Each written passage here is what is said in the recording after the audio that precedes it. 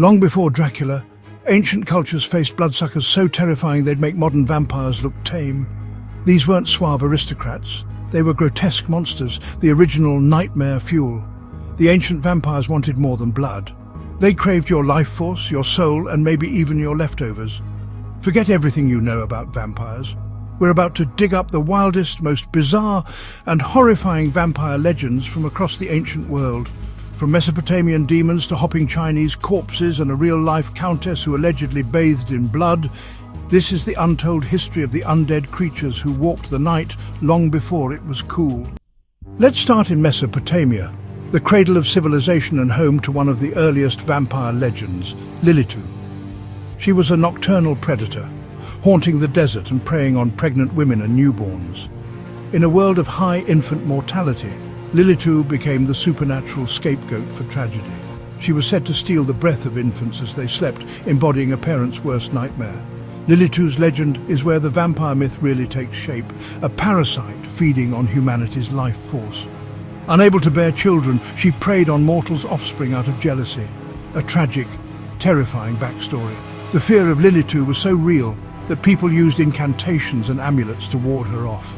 She's often depicted as a beautiful winged woman with talons, a seductive yet deadly archetype that echoes through vampire lore. Lilitu wasn't just a monster, she was a symbol of dangerous, untamed female sexuality, making her even more terrifying to ancient society. Lilitu became the prototype for all female vampires to come. She established the core tenets: nocturnal predation, a connection to blood and life force, and a threat to the innocent. The original vampire wasn't a count, but a demon haunting the shadows of the world's first cities. Her legend shows how ancient fears shaped the monsters we still dread today. The vampire myth begins here in the darkness of Mesopotamia. Next, we travel to ancient Greece, where the tragic Lamia haunts the night. Once a beautiful queen, Lamia caught the eye of Zeus. Hera, Zeus's vengeful wife, punished Lamia by killing her children or driving her mad. Twisted by grief and Hera's curse, Lamia became a monstrous, child-devouring demon. She wandered the earth, hunting children to fill the void left by her own loss. Lamia was cursed never to close her eyes, forced to relive her tragedy forever. Zeus, in rare pity, let her remove her eyes for brief relief. Lamia became the boogie woman of Greek folklore, a cautionary tale to scare children. The Greeks created a monster with a tragic backstory, a curse, and a thirst for blood, an early template for the sympathetic vampire. She's not just a demon, but a symbol of pain and the monstrous side of grief. Her story endures because it's both horrifying and heartbreakingly human. Now to Romania, the land that would become the heart of vampire lore, home of the Strigoi. The Strigoi weren't elegant counts. They were restless dead, rising from graves to torment the living. These were souls of the cursed, the unbaptized, or those who died violently unable to find peace. Strigoi returned to drain the life force from their own families, causing sickness, bad luck and fear. They could become invisible, sneak into homes, and even shapeshift into animals, making them nearly impossible to catch. The fear of Strigoi led to real-life rituals. Villagers exhumed corpses, looking for signs of vampirism, and performed brutal rites to stop them. This wasn't just folklore. Belief in Strigoi persisted for centuries, with grave desecrations recorded even in modern times. The Strigoi represent a deep fear of death and the anxiety that loved ones could return to harm us. They're the direct ancestors of the modern vampire, rising from the grave, sucking blood, killed by a stake and rooted in Romanian soil.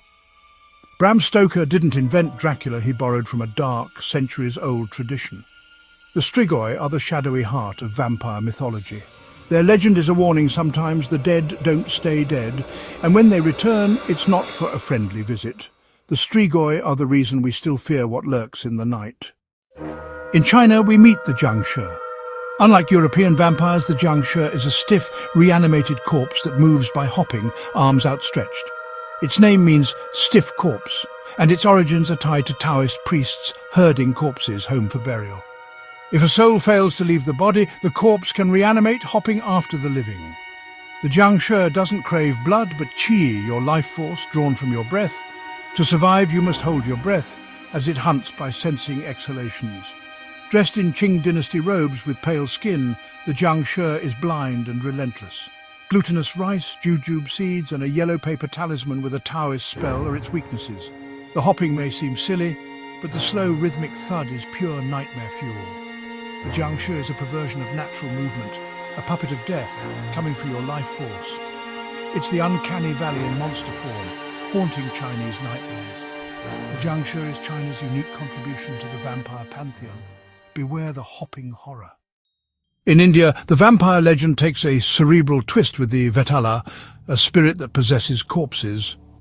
The Vetala isn't just a mindless monster, it's clever, manipulative, and loves a good riddle. Hanging upside down in cemeteries, it waits to hijack a fresh body, becoming super strong and immune to most weapons. The Vetala's true power is its intelligence.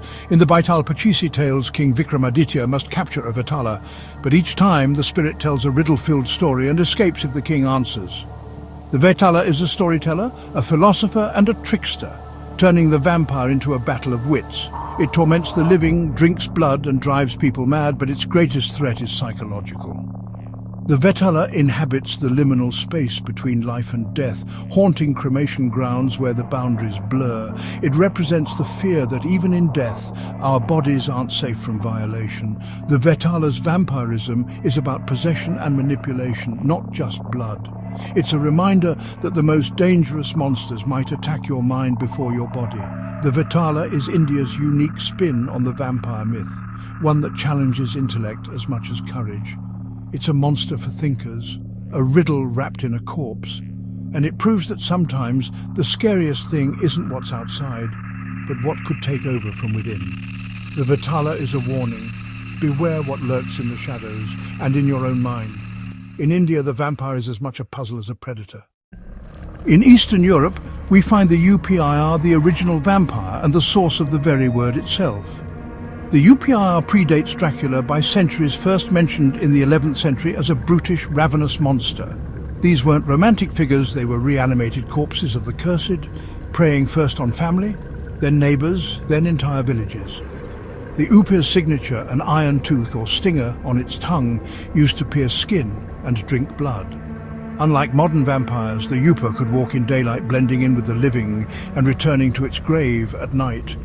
This made them nearly impossible to identify. Anyone could be a vampire in disguise. Vampire panics swept through Eastern Europe, leading to mass grave exhumations and brutal rituals to destroy suspected Upirs. The UPR was both a physical and spiritual threat, blamed for drought, famine, and plague, as well as blood-drinking attacks. To defeat an UPIR was to restore balance to the community. The term Upire evolved into vampire, spreading across Europe and inspiring countless stories.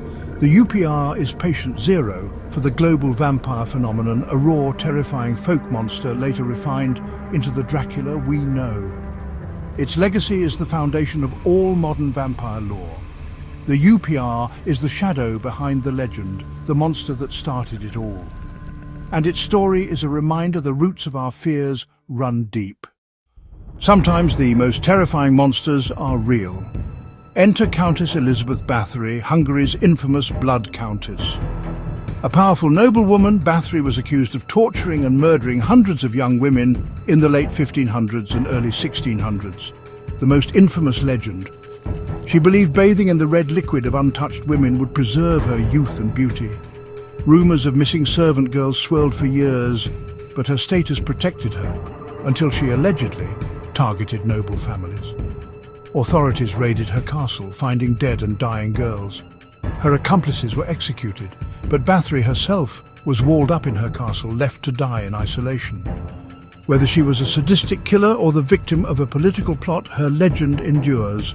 The image of the Blood Countess, vain, cruel, and obsessed with youth, became a template for the aristocratic vampire. Bathory's story blurs the line between fact and folklore, showing how real horrors can inspire supernatural myths. She's a reminder that sometimes the scariest monsters are human. The Blood Countess is history's answer to Dracula, a real-life figure whose crimes echo through vampire legend. Her legacy is a chilling blend of truth and terror. Whether guilty or framed, Bathory's name is forever linked to blood and fear. She's the ultimate human monster, haunting the border between reality and myth. The vampire legend isn't just about the undead, it's about the darkness within us all. And sometimes that's the most frightening story of all. From Mesopotamia to Hungary, the fear of the blood-drinking undead is as old as civilization. These creatures, Lilitu, Lamia, Strigoi, Jiangshi, are more than monsters, they're reflections of our deepest anxieties. Each culture shaped its own version of the undead, creating a tapestry of folklore that still fascinates and frightens us. The stories evolve, but the core fear remains, that death is not the end and something might come back hungry. Humanity has always looked over its shoulder, dreading what comes out when the sun goes down. So, which ancient vampire do you find most terrifying? Which would you face? And how would you survive? Let us know your thoughts and your survival plans in the comments below.